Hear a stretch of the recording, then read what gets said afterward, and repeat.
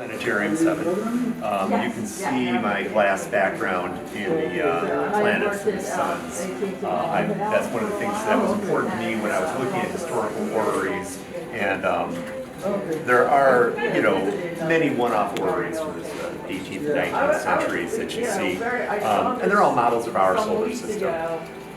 Because I wanted to make this class and make it, just kind of let my imagination go wild, I decided to depict planetariums that were solar systems outside of our planetarium of a solar system outside of our solar system. Sorry, I misspoke there.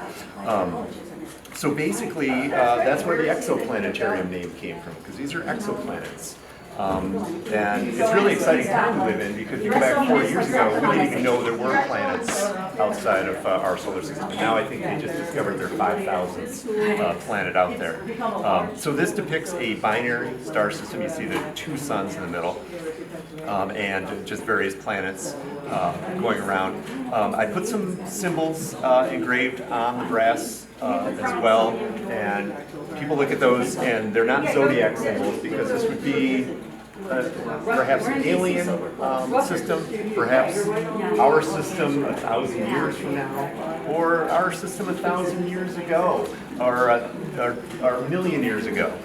It kind of reflects that timelessness, because if you had a floppy disk or something of our history, that might become obsolete. It's already obsolete. A CD might become obsolete. But a mechanical model of your solar system really doesn't become obsolete. If you discover this a million years in the future, you know exactly what you were looking at.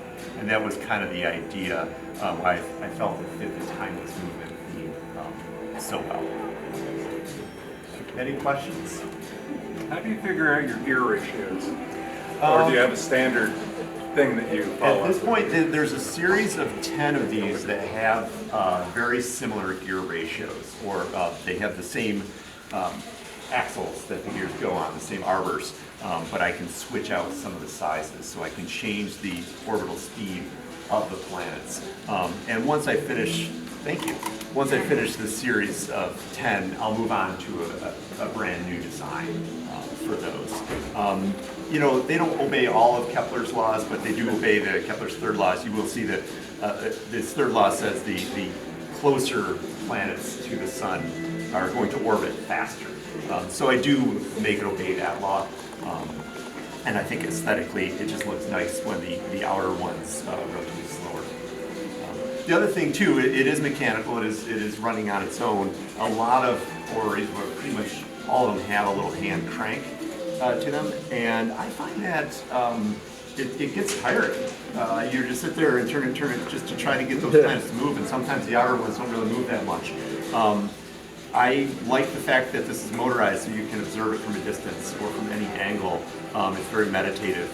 But I did want to keep one tactile element, and so I put a big toggle switch in the front. So unfortunately it's behind glass, but it's a very rewarding toggle switch click that gives you a little bit of that interaction with it.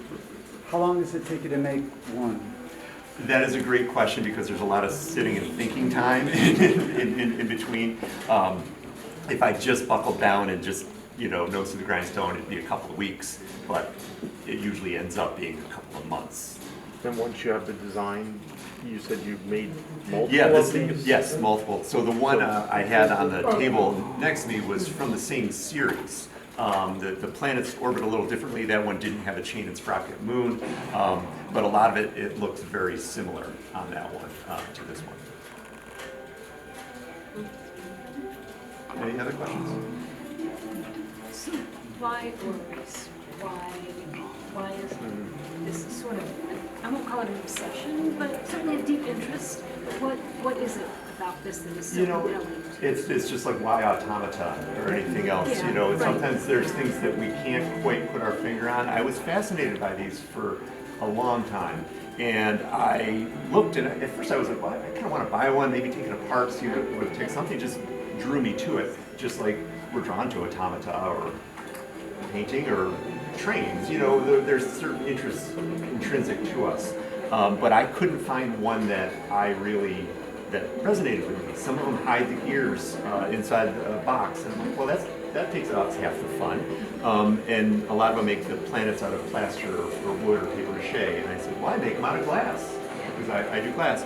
And so I noticed there were just a few things that I wanted that didn't exist in the world. So I decided to make it exist. That last answer in particular makes resonance, yeah. Good.